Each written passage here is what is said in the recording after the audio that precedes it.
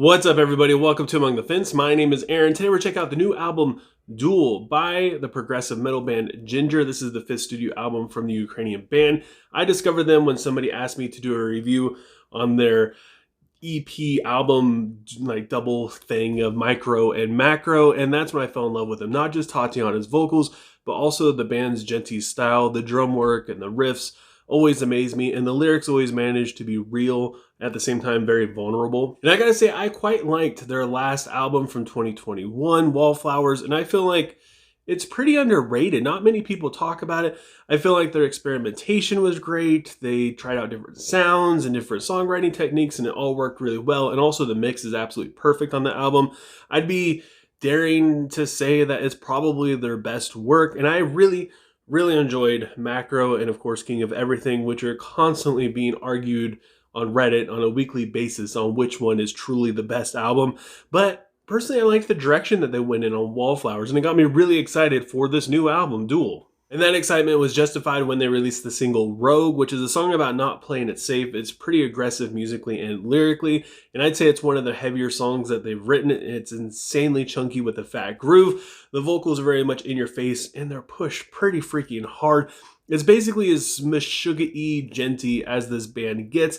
And then the next single they released, Kafka, which is groovy but in a more gentle kind of way. Tatiana's vocals sound menacing as the music has this kind of rolling rhythm that just keeps going, and it slowly progresses, becoming more complex and heavy until we get to the bridge where it sounds like a completely different side of the narration of the song. The vocals are like a demon manifesting, and the blast beats sound perfect with the riff. And then we have one of my favorite songs on this album, Green Serpent, which was another single that was released. I absolutely love the guitar. It kind of reminds me of Gojira's Flying Whales, but that's pretty much where the comparison ends there. The verse is very beautiful with cleans, and the bridge before the chorus makes you want to stand up in your room and get ready to start moshing around, and they really deliver as it goes into verse 2 with a fat riff that's bordering on a breakdown.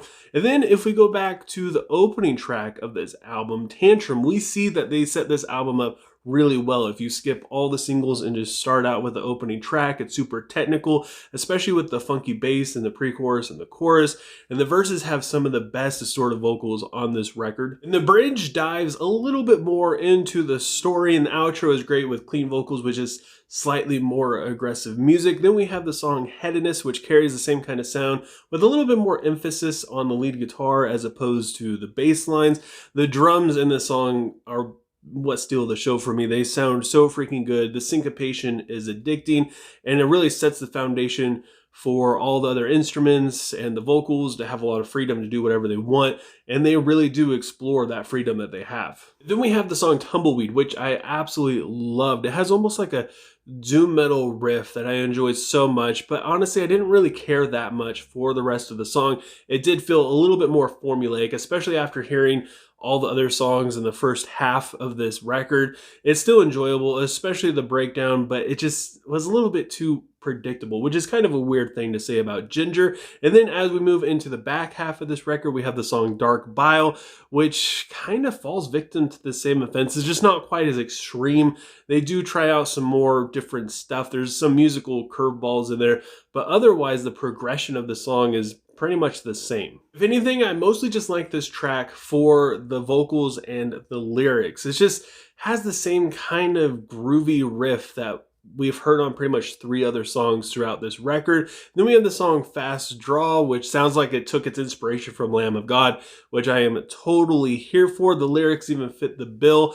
It's very simple, but it works so well, and it feels like this song came to them naturally. Like they didn't have to overthink it. They were just jamming out, and all of a sudden this thing just started to flow. The drums are basically doing everything that they possibly can in this song to really carry it, but at the same time they're not doing too much. The steady riff really grounds you. It gives you something to headbang throughout this entire song from start to finish. And then we come to the first single that they released for this album, Someone's Daughter, which portrays the perspective of a woman living in a man's world and the realization that women can hold their own and they're not super weak or fragile whatsoever. It took me a while to really get into this song, honestly, mainly because of its progressive songwriting. It just was too much for me. I didn't really care for it all that much when I first heard it. I'm more of a single kind of person anyways. I don't really enjoy singles by themselves. I mean, they're kind of just there, but once the whole album comes out and I hear it in its context, I enjoy it a little bit more. But the more I did listen to this, the more it grew on me. And Tatiana's vocal melody in this is absolutely what won me over. It just flows so brilliantly, and the riffs in verse 2 are phenomenal with the dissonant chords that line up really well with the rhythm. It becomes super intense in verse 3 as it builds up to a very explosive bridge. The passion that they show in this song really, it just shows that this band is taking everything that they do so seriously, and they're doing it so well. And then we have the song A Tongue So Sly, which continues the aggression with powerful intro and snarly vocals. It's just so in your face. The drums and the riff have almost like a death metal kind of vibe to them, especially in the chorus. And the vocals are, the clean vocals almost feel out of place. They do sound really good, but until you get to the outro where there's like a duet between the clean vocals and the distorted vocals, the clean vocals just, I don't know, they kind of take you out of it. That brings us to the closing track, which is also the title track, Duel, and it was also the final single that was released. This is probably the most chaotic song on this album thanks to the drums. Musically, overall, it's super quick, and the vocals really take their time, which creates a really good contrast between just the two elements. The first breakdown has some really strong metalcore qualities to it that I absolutely loved. I love when this band implements metalcore and deathcore and death metal into their music. They do it so freaking well. It is a solid closing track, which is perfect for this chaotic album, which ends it in a very chaotic, kind of dramatic way. I really, really enjoyed this record. Sure, some of the songs do feel a little formulaic. It feels like they're kind of caught in the motion of being super progressive and genty, and a lot of the riffs feel kind of the same because of that. But to me, it didn't really take away from the experience. If anything, it kind of made it feel a little bit more cohesive. Now, if you were going to kind of pick and choose different songs to listen to, then it does make it feel just a little bit like they're just doing the same thing, rinse and repeat. But if you listen to this whole album all the way through as it's meant to be listened to, then it just feels like one big long story, and it works so freaking well. I do feel like a little bit more variety would have helped, at least for me personally. I also want to point out that it seems like the mix changes from song to song to kind of emphasize specific instruments throughout the songs, whether it be the bass or the drums and or the vocals, which I found to be a very nice touch, which kind of keeps it more captivating. It kind of, even though like it feels like they're being formulaic, when they emphasize different elements of the music, it makes it feel like it's still pretty different, which I feel like that helps out a lot as well. So with all that said, I got to give Duel by Jinjer at 8.2 out of 10.